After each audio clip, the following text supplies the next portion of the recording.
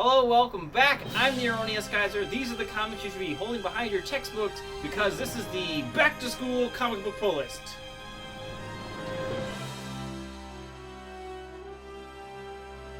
Comic publishing has been picking back up again. These are all comics that have come out at different times in the past 6 weeks. I get these all from Discount Comic Book Service or DCBS if I have to refer to them later on. Alright, first up we have Ascender. This is number 11. You can see the little stamp on there. Our comeback will be bigger than our setback. Hashtag back the comeback. It's kind of been reminiscent of the Comics Code Authority stamps that were on comics. This is a series I've been following for quite a while, even back when it was called Descender. Avengers 34, Age of Khonshu Part 2. Here we have a Moon Knight story going on. He's been stealing people's powers, that's what happened in 33. I'm not a fan of everything that's going on in this Avengers run, but this seems to be pretty cool. Adventure Man number 3. This is Matt Fraction writing this and Terry and Rachel Dodson doing the art. That means it's freaking incredible writing and totally beautiful art. This has got that like right after World War I type of adventure, Indiana Jones like feel to it. You can imagine League of Extraordinary Gentlemen, that kind of vibe right there. I'm really liking the feel of it. Batman 95, got the Joker war going on here. If you're not up on it already, Joker knows everything about Batman. Now all of Bruce's money is gone, his house is gone, and Joker knows who he is.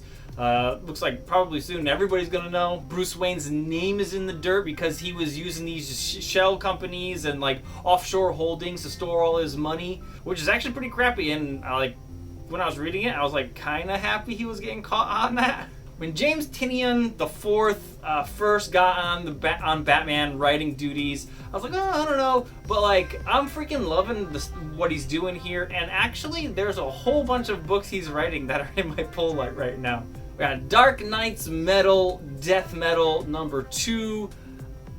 It looks freaking awesome. Got Lobo on the cover here. DC is still killing it with the minimalist trade dress and stuff. Just letting really the art really pop on all these. I absolutely love it. And here we got number 3. This art here done by Riccardo Federici. I've mentioned in past videos how much I love his art. What he's doing on Last God is totally amazing. I know this is heating up a little bit here. I know specifically this cover is heating up. There were a bunch of covers for both, issue 2 and 3, and an astronomical amount for 1 as well. I really hate trying to get a variant because that one's going to heat up. I think it's totally stupid to think about that when buying a variant cover. Just stick with the one you want every time, So this is Decorum number 3. It's written by Jonathan Hickman, and he's also writing X-Men, and I was reading along and keeping up on that, and I was really liking what he was doing with that. And I feel like he's just a little bit repeating himself for stuff he's done in the past, specifically when he was on Avengers, and there was another garden on Mars, and the way that he was doing stuff with X-Men and the island being alive and stuff. But now the way he was writing X-Men, just black and white pages with exposition just written out, bunch of letters.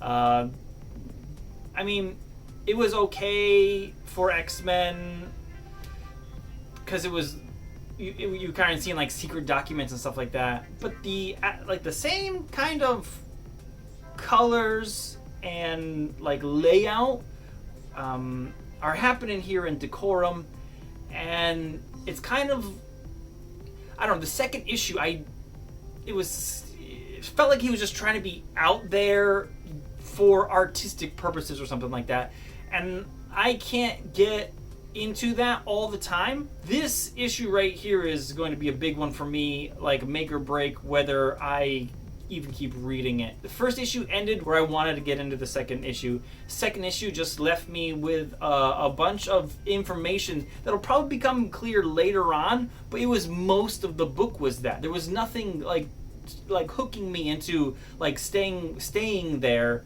And it didn't leave me with any kind of curiosity as to what was going on. All the stuff they were saying just made no sense. And then at the end, there was a little bit back to the story that was at the end of the first one, about some nobody who might become the best assassin ever or something like that. While that was cool, like I felt like the first part of the book was a waste of time for me. I really didn't get it. Mileage may vary on these types of things, but yeah, this one's going to be a big one for me to really decide whether I keep going. We got Detective Comics 1024 and 1025. Both of these covers look amazing. Let's do a little quick look again. Yeah, Joker War is really sprawling into other stuff. Yeah, expect to see a whole bunch of that in here as well. Yeah, both the writers for Batman and Detective Comics, solid stuff.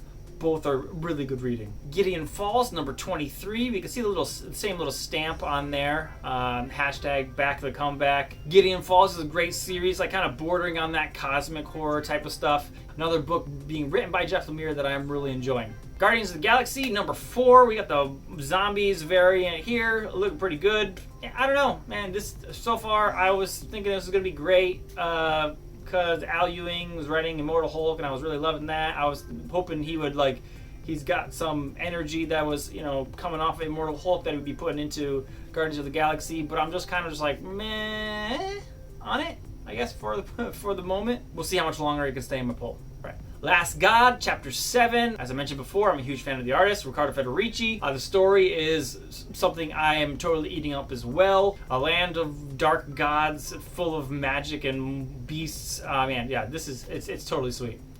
Justice League Dark 24. That is a pretty sweet cover there. Oh, look at that. It's freaking awesome. Justice League Dark just continues to impress. Bringing Animal Man into the fold was, well, a really smart decision to keep me reading it. Reaver, number 10. This is another amazing comic from Image Comics. It's lost some of that Suicide Squad vibe that it had from the beginning, but it is still freaking awesome. All right, Red Hood Outlaw, number 47, is coming to an end with number 50.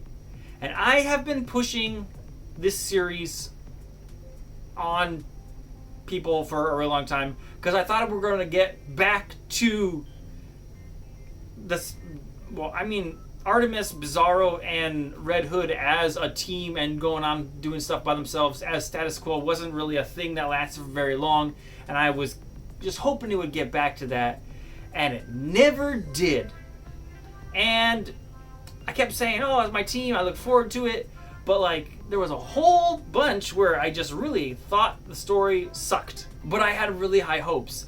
Well, now it's ending at 50, and I know it's not going to happen. And even now, the story that has developed was just nothing related to what I wanted to see and what had first brought me into liking the series in the first place.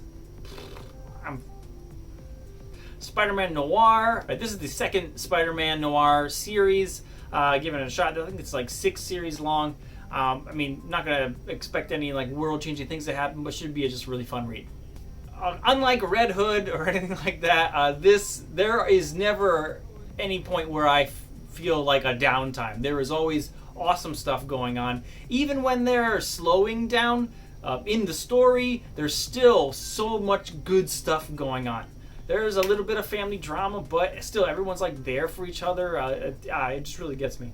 Got Venom 27. I actually haven't read the past 2 issues yet. I've been busy. There's a new symbiote. Also want to see Agent Venom again. I think maybe from here.